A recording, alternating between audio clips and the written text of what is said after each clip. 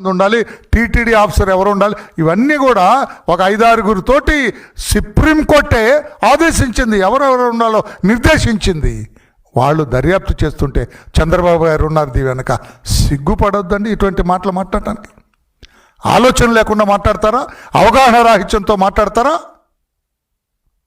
Supreme court ఆదేశించింది, సిబిఐని దర్యాప్తు చేయమంది, సిబిఐ ఇక్కడికి వచ్చి దర్యాప్తు చేస్తుంది కల్తీ నెయ్యి కేసులో. ఇక్కడ పరకామణి కేసు చంద్రబాబు గారు వేసింది కాదండి. ఏమి బుర్ర లేకుండా మాట్లాడుతున్నారు మీరు. సజ్జల రామకృష్ణారెడ్డి గారు బుర్ర లేకుండా మాట్లాడుతున్నాడు. ఆయన పెద్ద అట్టే తెలిసిన వ్యక్తి కూడా కాదు ఆయన. ఇక్కడ పరకామణి కేసు ఎవరు? చంద్రబాబు గారా